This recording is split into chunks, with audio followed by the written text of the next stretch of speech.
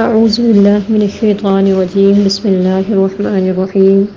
رب اشرح لی صدری ویسر لی امری واحلل عقدۃ من لسانی یفقہوا قولی رب زدنی علما اللہم فقہنا فی الدین۔ آج ہم پڑھیں گے صدقہ فطر کا بیان۔ سب سے پہلے یہ جانیے کہ صدقہ فطر کس پر واجب ہوتا ہے۔ تو جو شخص اتنا مالدار ہو کہ اس پر زکوٰۃ واجب ہو، یا پھر زکوٰۃ تو واجب نہیں ہے لیکن اس کے پاس ضرورت سے زائد اتنا سامان موجود ہے کہ جس کی قیمت پر زکوٰۃ واجب ہو سکتی ہے، تو اس پر عید کے دن صدقہ فطر دینا واجب ہے۔ اور جو ضرورت سے زائد سامان ہے، چاہے وہ مال تجارت ہو یا مال تجارت نہ ہو، اور چاہے اس پر سال پورا گزرا ہوا ہو یا نہ گزرا ہو، ہر حال میں صدقہ فطر واجب ہو جائے گا۔ اگر کسی شخص کے پاس بہت بڑا قیمتی گھر ہے اور پہننے کے لیے بڑے قیمتی کپڑے ہیں، خدمت کے لیے نوکر چاکر بھی ہیں، گھر میں 8-10 ہزار کا ضروری سامان ہے، یہاں یہ بات یاد رہے کہ یہ سامان ضروری ہے، سب کام میں آتا ہے، اور اس کے پاس زیور نہیں ہے اور کچھ روپیہ پیسہ نہیں ہے، اور نہ ہی اس کے پاس ضرورت سے زائد کوئی سامان ہے، اتنا سامان جس کی جو قیمت ہے 52.5 تولے چاندی تک پہنچے، تو ایسے شخص پر صدقہ فطر واجب نہیں ہوتا۔ اگر کسی شخص کے پاس 2 گھر ہیں، ایک میں وہ خود رہتا ہے اور ایک گھر خالی پڑا ہوا ہے یا اس نے کرائے پر دے رکھا ہے، تو دوسرا مکان کیونکہ اس کی ضرورت سے زائد ہے، لہٰذا اگر اس کی قیمت اتنی بن جائے جس پر زکوٰۃ واجب ہو جاتی ہے تو اس پر صدقہ فطر واجب ہے۔ اور لیکن اگر وہ دوسرا جو گھر ہے اس کے کرائے سے ہی اس کی ضرورت پوری ہو رہی ہے، اس کا جو انحصار ہے وہ صرف اسی کی کرائے پر ہے، تو پھر یہ سمجھا جائے گا کہ دوسرا گھر بھی اس کی ضرورت کے سامان میں شامل ہے، تو اس ایسے شخص پر صدقہ فطر واجب نہیں ہوگا۔ تو دوسری بات یہ بھی یاد رکھیے کہ جس شخص کے اوپر زکوٰۃ واجب ہو اسے صدقہ فطر نہیں دے سکتے، اور جسے ہم زکوٰۃ اور صدقے کا پیسہ جسے دے سکتے ہیں، ہم اس شخص کو ہم صدقہ فطر بھی دے سکتے ہیں۔ اگر کسی شخص کے پاس ضرورت سے زائد سامان تو موجود ہے لیکن اس کے اوپر قرض ہے، تو پھر پہلے اس سامان میں سے اس کے قرض کی ادائیگی کی جائے گی، اتنی قیمت نکالی جائے گی جتنا کہ اس پر قرض ہے، اس کے بعد دیکھا جائے گا کہ جو سامان باقی بچتا ہے یا جو قیمت باقی بچتی ہے کیا وہ اتنی ہے جس پر زکوٰۃ واجب ہو سکے۔ اگر تو وہ زکوٰۃ کے نصاب کو پہنچ جائے تو اس پر بھی صدقہ فطر واجب ہے۔ اور اگر کسی شخص کے پاس صرف 2 تولے سونا ہے اور اس کے پاس نہ کوئی چاندی ہے، نہ نقدی ہے، نہ مال تجارت ہے، اور نہ ہی ضرورت سے زائد کچھ سامان ہے، تو پھر دیکھا جائے گا کہ اگر 2 تولہ سونے کی قیمت 52.5 تولے چاندی کی قیمت کے برابر ہو جائے، اور جیسا کہ آج کل سونا بہت مہنگا ہے تو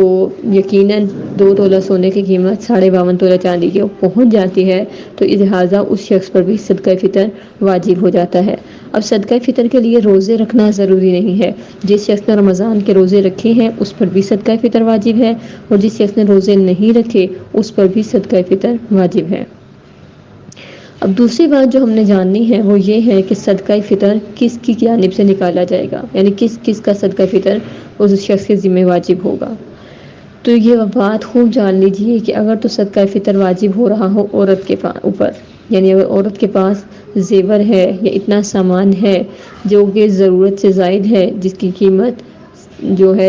زکوٰۃ کے نصاب کو پہنچ جاتی ہے، تو اس عورت کے اوپر صدقہ فطر واجب ہو جاتا ہے۔ لیکن جب عورت پر صدقہ فطر واجب ہوتا ہے تو صرف اور صرف اپنی جانب سے ہوتا ہے، اس کے بچوں کی جانب سے اس پر صدقہ فطر واجب نہیں ہوتا، اس کے والدین کی جانب سے اس کے اوپر صدقہ فطر واجب نہیں ہوتا، صرف اپنی ذات کا صدقہ فطر اس پر واجب ہوتا ہے۔ لیکن اگر صدقہ فطر مرد پر واجب ہو رہا ہے، یعنی مرد ایسا ہے جس کے پاس نصاب زکوٰۃ ہے،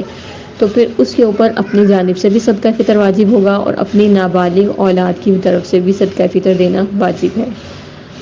اور بالغ اولاد اس کے اوپر واجب تو نہیں ہے بالغ اولاد کی جانب سے صدقہ فطر دینا، لیکن اگر وہ ان کی جانب سے صدقہ فطر ادا کر دے تو ان کا صدقہ فطر ادا ہو جائے گا۔ البتہ بیوی کا صدقہ فطر شوہر کے ذمہ واجب نہیں ہوا کرتا، وہ بیوی کو اپنا صدقہ فطر خود ادا کرنا پڑے گا۔ لیکن اگر شوہر اس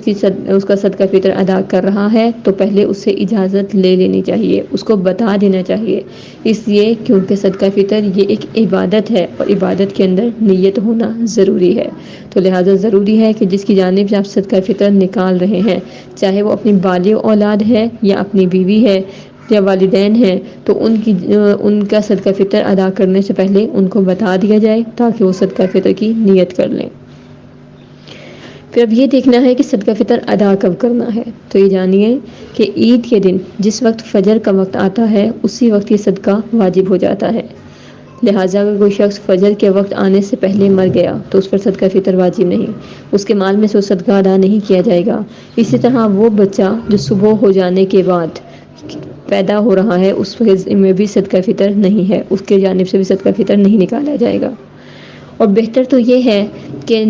عید کی نماز سے پہلے صدقہ فطر ادا کر دیا جائے، اور اگر نہ ادا کیا تو بعد میں بھی ادا کر سکتا ہے۔ آپ چاہے صدقہ فطر عید کے دن ادا کر دیں یا عید کے دن نماز سے پہلے ادا کر دیں، رمضان میں ادا کر دیں یا رمضان سے بھی پہلے ہی ادا کر دیں، تو ہر صورت میں صدقہ فطر ادا ہو جائے گا۔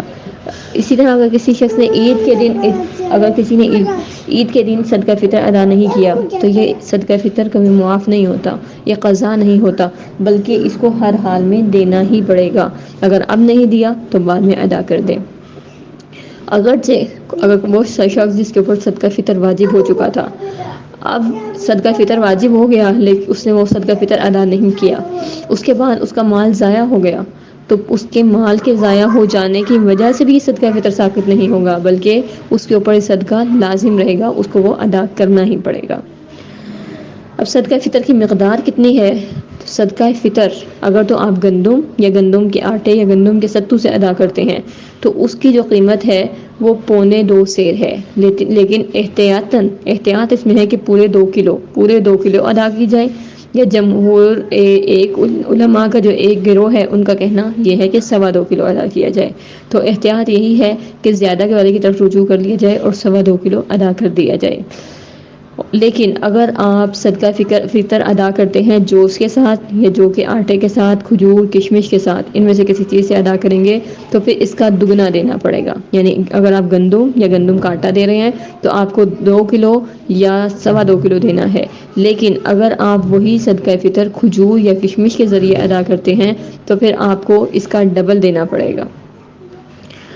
اور اگر آپ گندم اور جو کے سوا کوئی اور اناج دے دیں، جیسے چنے دے دیے، جوار دے دیا، کوئی بھی اناج دے دیا، تب بھی صدقہ فطر ادا ہو جائے گا۔ اور اگر گندم یا جو نہیں دیے بلکہ ان کی قیمت ادا کر دی تو یہ تو سب سے بہتر ہے۔ سب سے بہتر یہی ہے کہ صدقہ فطر کے اندر قیمت دی جائے تاکہ فقیر اس کے ذریعے سے اپنی ضرورت کو پورا کر سکے۔ اور صدقہ فطر جو ہے وہ ایک آدمی کو بھی دیا جا سکتا ہے اور تھوڑا تھوڑا کر کے کئی فقراء میں بھی تقسیم کیا جا سکتا ہے، اور یہ بھی جائز ہے کہ ایک ہی آدمی کو کئی لوگوں کا صدقہ فطر دے دیا جائے۔